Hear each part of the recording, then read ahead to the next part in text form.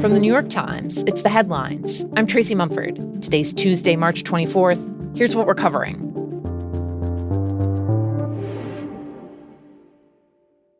In the Middle East. Now, the missile attacks here reportedly caused extensive damage at oil facilities throughout the region. A recent wave of attacks on energy infrastructure has marked a new phase in the war. After Israel struck the South Pars gas field, Iran vowing to retaliate. And economists are raising the alarm that the damage to the global economy could be long-term.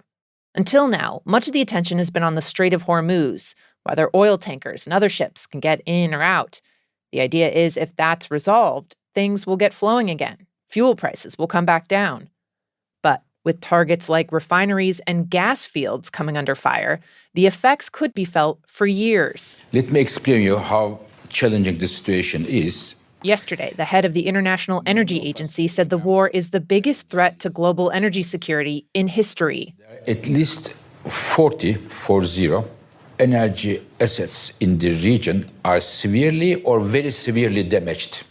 One site that's been hit, for example, is a vast Qatari complex that produces roughly a fifth of the world's liquefied natural gas. That's used to heat homes, cook food, and power factories across Asia and Europe. An official said it could take up to 5 years to repair. All the disruptions like that could continue to drive up global energy prices, and high energy prices tend to slow economic growth, increase unemployment, and speed up inflation.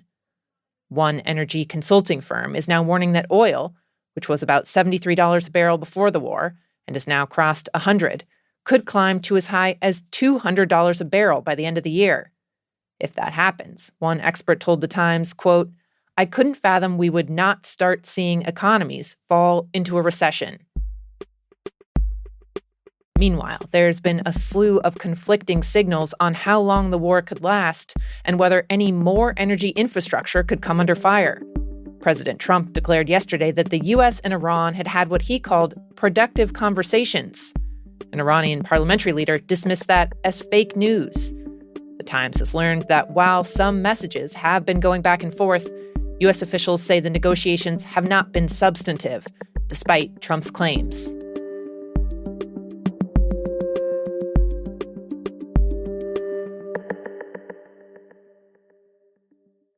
Now, a few more quick updates on the Trump administration, from the Homeland Security shutdown to an extraordinary transfer of taxpayer dollars.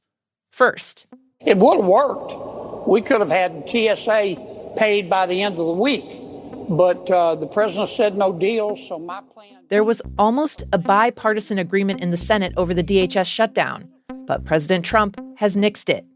GOP Senator John Kennedy told Fox News that he and other Republicans were prepared to accept a deal from Democrats that would have funded all of DHS except ICE for now. But when the president was looped in, he quashed it. And I'm suggesting strongly to the Republican Party, don't make any deal on anything. The most important thing we can have is what's called the Save America Act. Don't make any deal on anything unless you include voter ID. Yesterday, Trump made clear he wants to leverage the funding standoff as a way to push his voter ID bill. Without a deal on DHS, TSA agents will continue to go unpaid, which has already caused widespread disruption to air travel in the U.S., as some passengers wait in hours-long security lines. On this vote, also in the Senate, the ayes are 54, the nays are 45. The nomination of Mark Wayne Mullen of Oklahoma to be Secretary of Homeland Security is confirmed. Mark Wayne Mullen was confirmed as the next leader of DHS, taking over from Kristi Noem, who Trump fired after a string of controversies and national outrage over the killings of 2 U.S. citizens by federal immigration agents. All of that, combined with the ongoing shutdown, make it a tenuous time for Mullen to step into the role. In his confirmation hearing, he struck a less combative and more cooperative tone than his predecessor, but he's made clear he's committed to fulfilling Trump's promise to crack down on illegal immigration. And last update on the administration. The White House has struck an unusual deal with a French energy company. The U.S. is going to pay nearly $1 billion to Total Energies to abandon its plans to build wind farms off the East Coast. The company paid for leases under the Biden administration to build off New York and North Carolina. The U.S. will now reimburse it for that. In exchange, Total Energies is supposed to invest that money in oil and gas projects in the U.S. The deal is a remarkable transfer of taxpayer dollars to a foreign company for the purposes of boosting the production of fossil fuels while throttling a renewable energy source. Trump has railed against wind power for years, calling the projects ugly and claiming without evidence that they are, quote, driving whales crazy.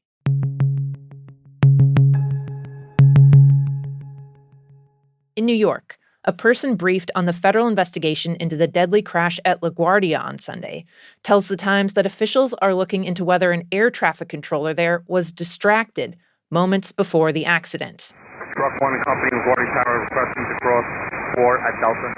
Truck 1 Company, cross 4 at Delta. Recordings from the control tower show that just before the crash, one of the controllers on duty was directing a fire truck to help with an issue on a separate flight.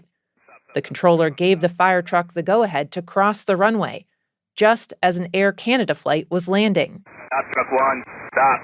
Stop, Truck 1, stop. One passenger on the flight told The Times she heard a loud grinding sound, which she thought was the pilot trying to brake before the crash.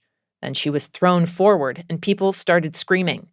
The force of the collision ejected one flight attendant, who was tossed from the plane and landed on the runway, still strapped to her seat. She was one of dozens of people who were injured. The two pilots on the plane both died in the crash. While the airport partially reopened yesterday, officials with the National Transportation Safety Board say it will still take time to finish sorting through the wreckage and fully clear it. The head of the NTSB says its investigation got off to a bit of a slow start yesterday, in part because some of its specialists who were trying to fly in from around the country were among those caught in long security lines.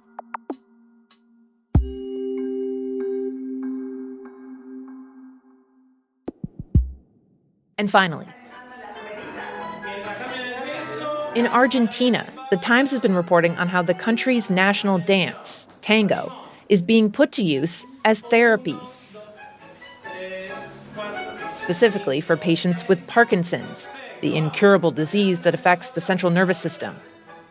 Tango is known for its passion, its heart, and its precise movements.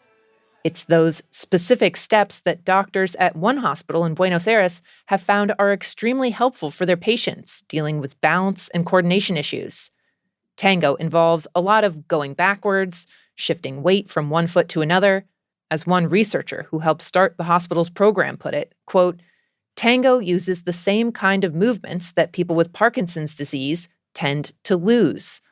The class encourages patients to use the tango moves they've learned to then help with everyday activities. For instance, opening the fridge is basically doing a sidestep. There's also a lot of torso rotation in tango, a key movement for something like washing the dishes. Dance therapy is used to treat other conditions as well in Argentina and beyond, like Alzheimer's or multiple sclerosis. In Buenos Aires, the program has been so transformative for some patients' sense of confidence that some people who walked in with canes ended up walking out of tango class without them. Those are the headlines. Today on The Daily, a look at how China made itself tariff-proof. You can listen to that in the New York Times app or wherever you get your podcasts. I'm Tracy Mumford. We'll be back tomorrow.